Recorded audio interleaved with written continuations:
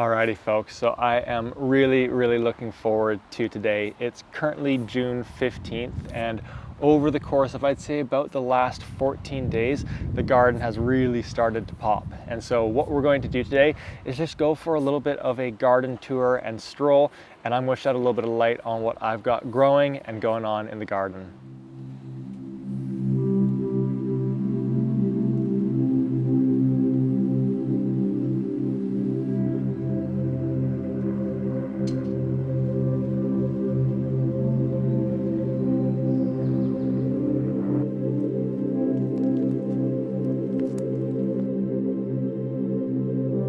Alrighty, so the first stop on our tour is just right up the stairs here and checking in on how the cut flowers are doing. And so at this point it is fully planted up.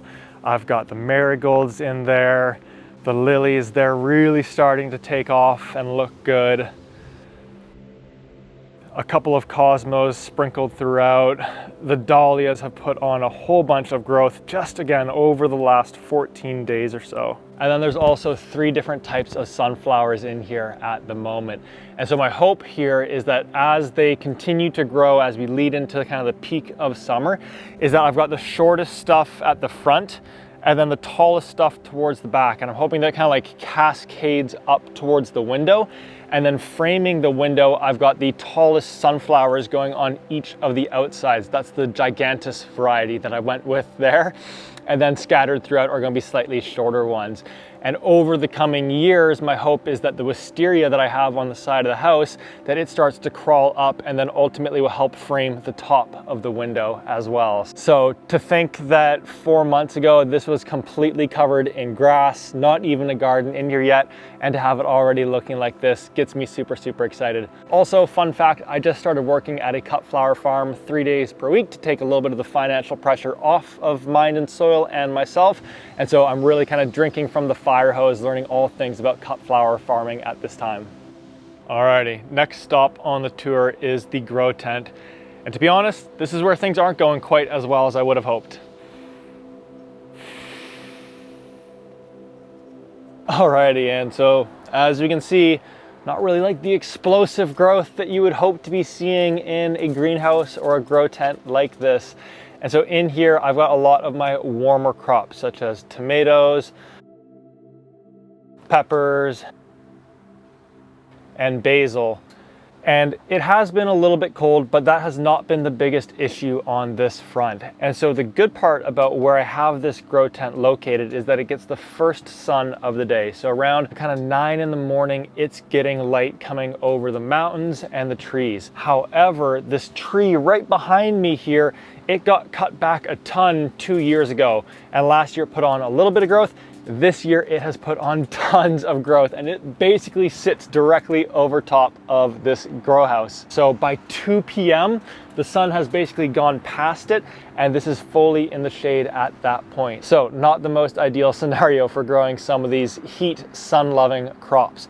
And to be honest, I'm not that stressed, not that worried about that, because every single season, there's some form of a variable that changes, whether it's something like that or something else that Mother Nature has planned, and that's completely out of my control. So I really lose like next to any sleep over that whatsoever. So yeah, I'm not sure what I'll do with this space for next season. Might get something else in here, might move this, but we'll figure that out as we go here. That's all part of it. So with that said, let's make our way into the backyard.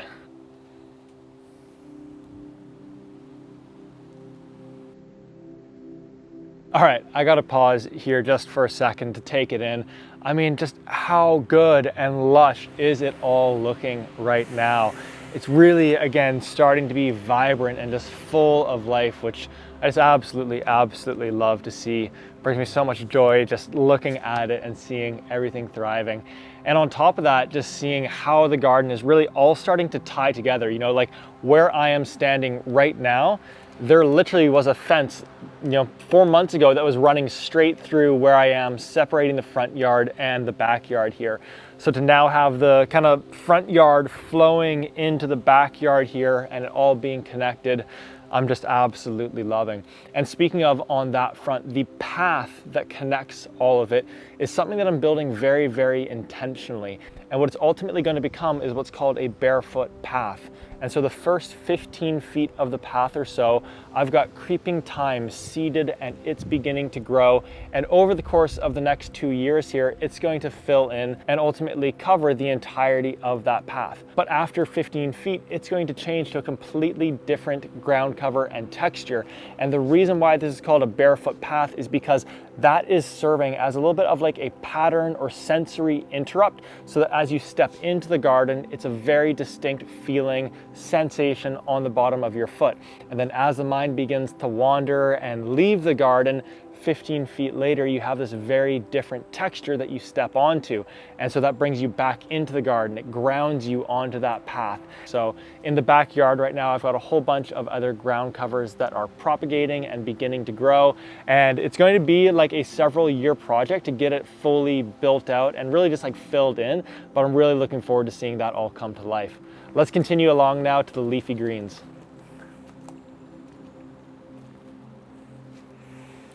Alrighty, and as we can see, they are absolutely loving life, doing really, really well. And so I've got a bug in my face, but then I've also got 3 different types of kale that are growing here and really just doing so well. And the reason why I love kale so much is because, you know, we plant it once and then these plants, I'm already eating from them pretty much every single day of the week. And I'm going to continue to be eating from these plants all the way through into like early mid 2023. So they just produce so much without having to do any succession crops or additional seeding, anything along those lines. So really, really happy with how the leafy greens bed is doing. And right behind me, I've got a super exciting new addition to the garden. Hello, beautiful. Alrighty, so this is my first season of growing asparagus, and they just came through the surface over the course of the last kind of 10 days or so. They've already grown that tall, that vertical, so really, really excited to have them in the garden. And now with that being said, I'm not going to harvest them at all this year. I'm going to allow them to just put on growth, do all their development beneath the surface, so that next year I can have really nice and thick stems to be harvesting off of them.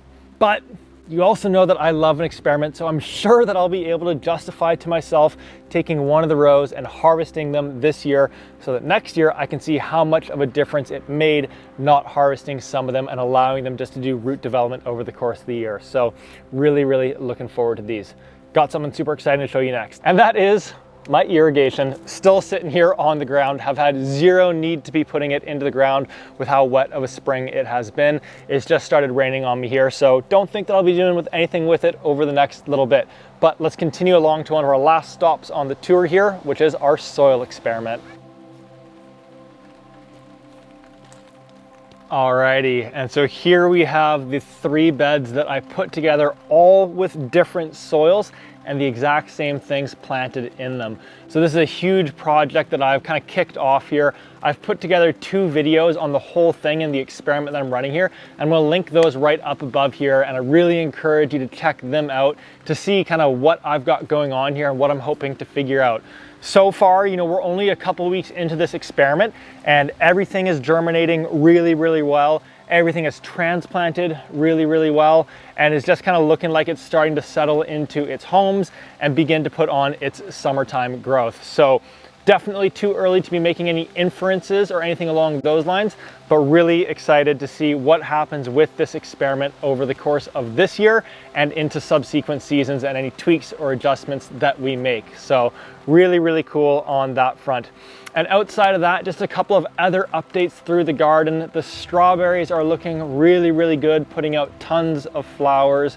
The broccoli is reaching maturity, and fingers crossed that we'll have some heads coming off of those plants in the next little bit. The onions have been getting their haircuts and I'm sure are starting to head up beneath the surface. And the garlic is looking so good and is in the home stretch towards it being harvested. So needless to say, tons happening in the garden at the moment.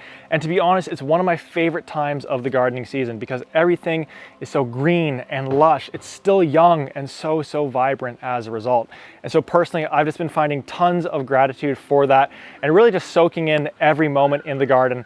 even when it's raining on me like it is right now. So I encourage you to spend a little bit of time in the garden, just being present with it and finding that gratitude as well. So folks, that's everything for today here. If you do have any questions, let me know down in the comments.